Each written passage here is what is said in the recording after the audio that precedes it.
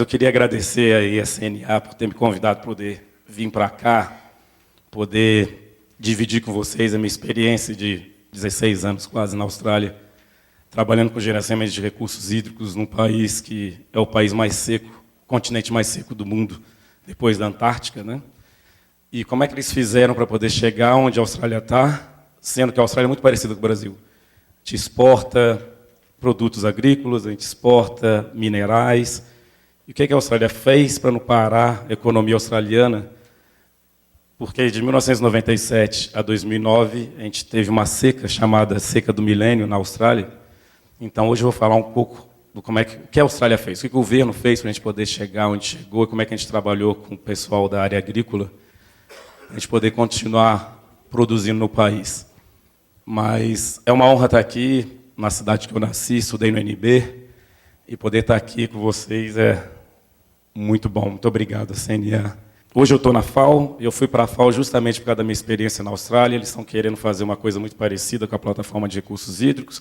Como o Dr. Fernando falou, a gente sabe do problema que está vindo em frente da humanidade, crescimento contínuo da população, e como é que a gente vai fazer para produzir mais alimento com menos água, porque agora a gente tem que dividir água com muita gente. Os tópicos que eu vou falar, rapidinho, o contexto da realidade australiana, a maior bacia hidrográfica que a gente tem na Austrália, o que a gente fez como governo federal.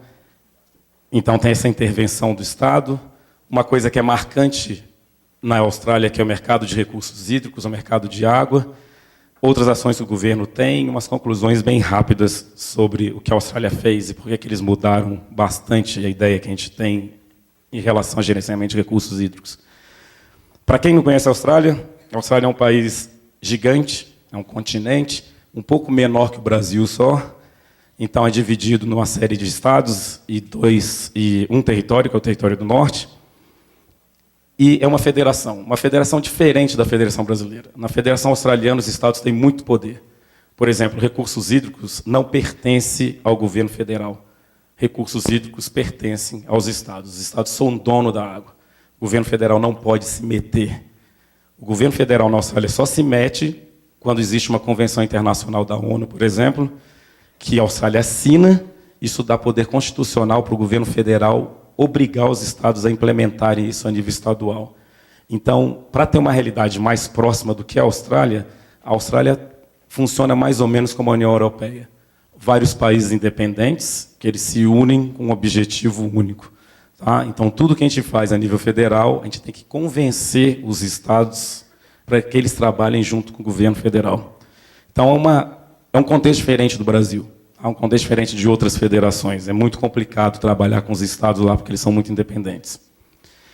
Então, em 2007, o governo federal conseguiu pegar dos estados o poder constitucional para poder gerenciar quantidade e qualidade de água na maior bacia hidrográfica australiana, que é a bacia do rio Murray-Darling. Para você ter uma ideia, o Murray-Darling, num ano inteiro, tem a vazão que o Amazonas tem num dia.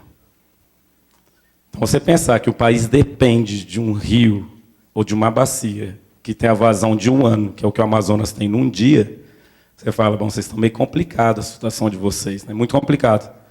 A Austrália se desenvolveu bastante baseado na agricultura, tem uma agricultura forte de irrigação. Tá? Se vocês derem uma olhada nesses dados que eu coloquei ali, 40% das fazendas da Austrália estão dentro dessa região, produzem aí mais de 10 bilhões de dólares por ano em matéria de produtos agrícolas e de exportação que a Austrália faz. Então, é um setor forte, fortíssimo, o lobby deles é muito forte da agricultura, só que eles entenderam que chegou a um ponto, depois de 97 a 2009, quando a gente passou por um problema seríssimo de chuvas na Austrália, de precipitação. Você dá uma olhada nesse gráfico aí, você vai ver que o finalzinho ali da curva, ali em cima, na linhazinha pontilhada, é a média histórica. De 1997 a 2009, a gente desabou da média histórica.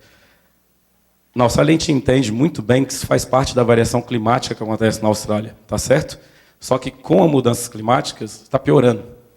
Tá? Então, eles sabem que é cíclico, eles entendem que é cíclico. O que mudou na Austrália para a gente ter uma visão diferenciada do Brasil? Que a gente tem a mesma coisa aqui, a gente tem os mesmos dados, a gente trabalha com vazão de rios, a gente trabalha com precipitação, você tem dados históricos, você vai entender a sua variação climática. Antes dessa variação climática grande de 12 anos, a Austrália já entendeu que água tem valor econômico, porque a gente tem pouca água. Se o país se desenvolveu baseado na agricultura, eles aprenderam que água tem um valor econômico muito grande. Quando eu fui daqui para a Austrália, eu tinha a visão ecológica de recursos hídricos. A gente não pode barrar nada, não sei o que. A Austrália desenvolveu muito a visão de que cada gota de água é um cifrão, é $1. Então, se eu botar esse dólar onde pode produzir mais para a sociedade, eu vou colocar esse dólar lá. A visão da Austrália é muito mais social, vamos dizer, socialista, do que vários países socialistas do mundo, onde eles veem esse dólar de produção vai gerar uma série de benefícios para a comunidade. Com o imposto que vocês pagam, eu vou ter mais polícia, mais educação, mais saúde. Essa é a ideia deles. Então, hoje eu tenho uma visão completamente diferente da questão de como gerenciar recursos hídricos, aonde a gente deve segurar a água para poder colocar essa água onde seja mais produtiva. E é assim que o australiano vê a questão de recursos hídricos. Então, essa seca do milênio foi fundamental para o governo mudar isso. Em 2007, a gente pegou dos estados o direito de fazer o gerenciamento de recursos hídricos dessa bacia, mas só para qualidade e quantidade de água. O governo australiano não pode tocar em uso da terra, uso do solo. Tá? Os estados são responsáveis por isso. Então, o que a gente fez? A gente criou 29 subbacias hidrográficas, onde a gente definiu a quantidade de água que podia ser tirada. Os estados vêm trabalhando juntos, gerenciando isso, desde 1895. Tá? Quando o governo federal resolveu se meter, para eles era, olha, a gente já vem fazendo isso há mais de 100 anos, por que vocês querem se meter? O governo federal se meteu porque assinou uma convenção internacional, que foi a Convenção de Áreas Molhadas, né, de wetlands, como a gente fala em inglês, no Irã. Isso deu o poder constitucional para o governo da Austrália poder se meter e tomar isso dos estados. E falou, olha, a gente só está se metendo porque a gente assinou essa convenção internacional, a gente só está se metendo porque tem 10 anos que não sai água no delta do rio, que fica no estado da Austrália do Sul. E isso está fazendo mal ao ecossistema da bacia, porque a gente não consegue tirar sal de dentro da bacia e jogar de volta para o mar. Então o governo federal se meteu. Por quê? Porque foi uma questão econômica, uma gota de água é $1, mas foi tão econômico que eles venderam os direitos de água para todo mundo, não só para irrigante, para todos os usuários de recursos hídricos, e o direito de água na Austrália é muito respeitado, é seu, é um investimento. Vai até parte de quando você morre, isso vai na partilha de bens da sua família, porque é um bem econômico seu. O governo pode tirar de você? Não. O governo varia a quantidade que você vai ter acesso em relação àquela permissão, àquela outorga do uso da água. Mas a outorga é sua de uma quantidade X, que o governo pode variar de acordo com mudanças climáticas e de cálculos matemáticos que a gente faz na Austrália. Então, a gente subdividiu a bacia em 29 subbacias e determinou a quantidade de água que podia ser retirada daquela bacia a partir de então. O que a gente fez? A gente criou uma legislação federal que é legislação, não um plano de gerenciamento. Você fala, o cara faz o plano, aí bota ali na prateleira, daí implementa o que dá, não implementa o que não dá. Não, é lei. Vai implementar tudo. Ele tem que fazer tudo que está na frente de vocês aí, mandar para o meu ministro manda para a agência que eu trabalhava, minha agência vai dizer se o seu plano é bom ou não, de acordo com a lei. Se for, meu ministro dá um carimbo, e ali você tem uma licença, como se fosse uma licença ambiental do IBAMA. Se você não cumprir, eles te levam para a justiça, e o meu ministro pode intervir no Estado e tomar conta daquele ministério no Estado por uma intervenção federal que está na legislação, na Constituição australiana. Para que isso não aconteça, eles têm que implementar. Então, todas essas coisas aí fazem parte de uma coisa básica que eles têm que fazer. Tá? Acho que a coisa mais importante para hoje, na minha visão, da questão agrícola na Austrália, dessa diferenciação de como a gente conseguiu gerenciar a parte da legislação, a legislação forçou uma situação. A Austrália tem mercado de recursos hídricos desde 1980.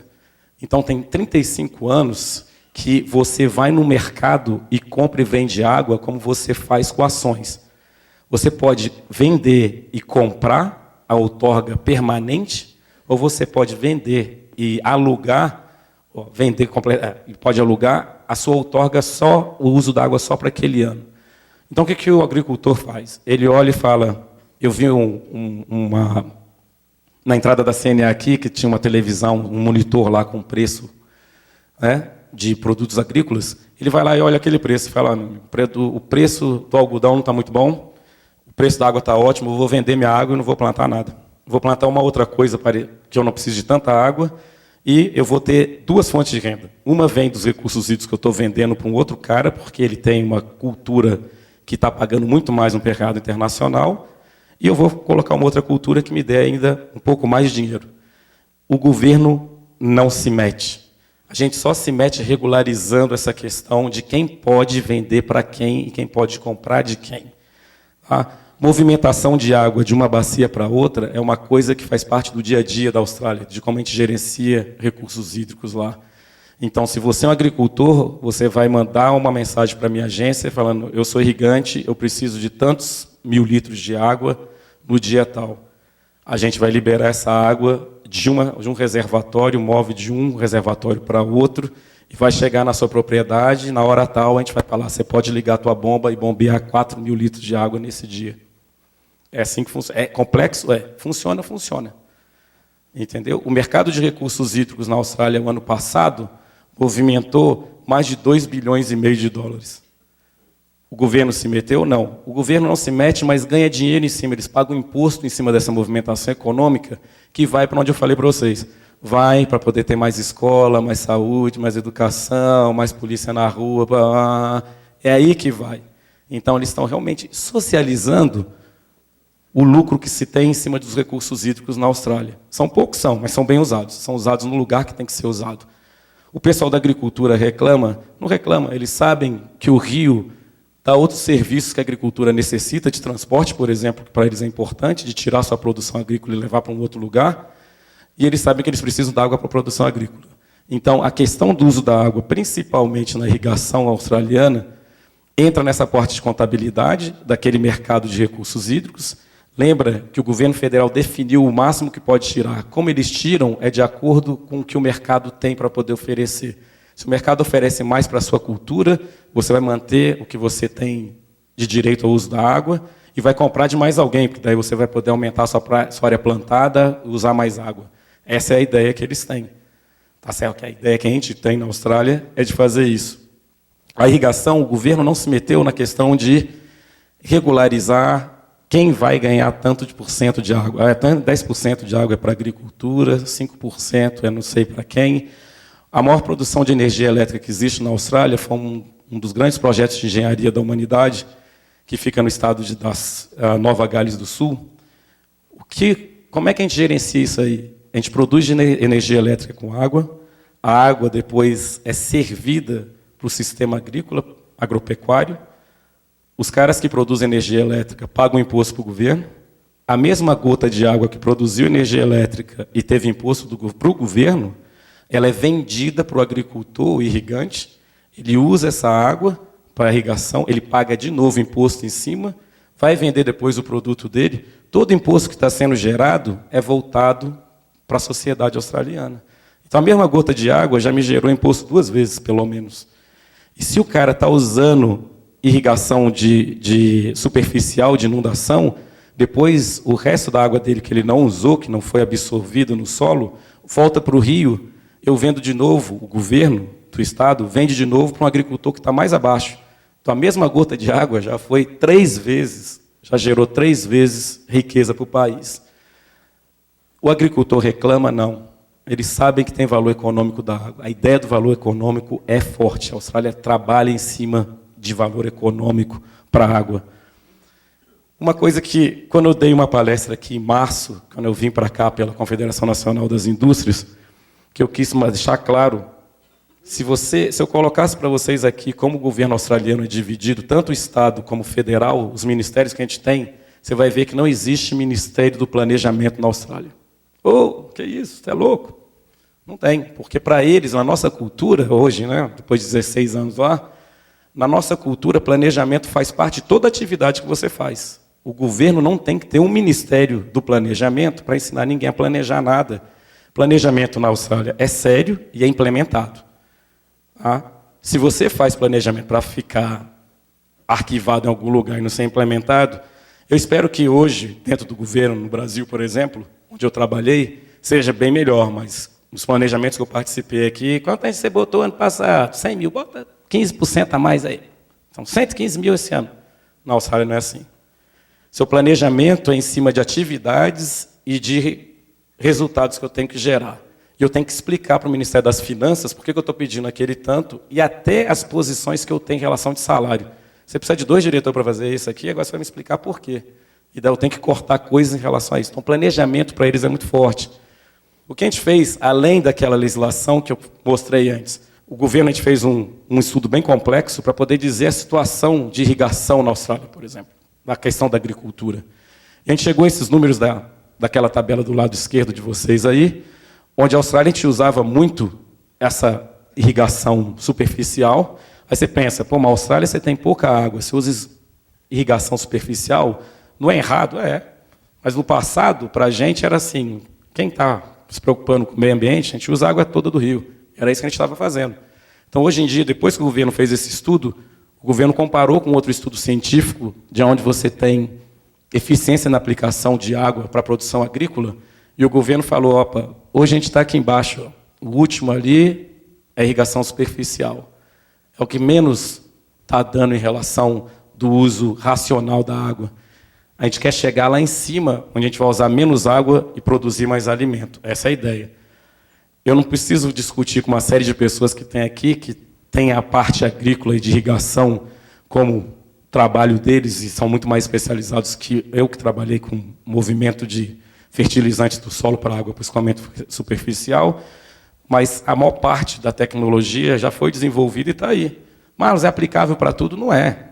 Tanto que nesse estudo do governo, vocês vão ter acesso e vai dizer, não é. Para tudo, toda atividade, não é.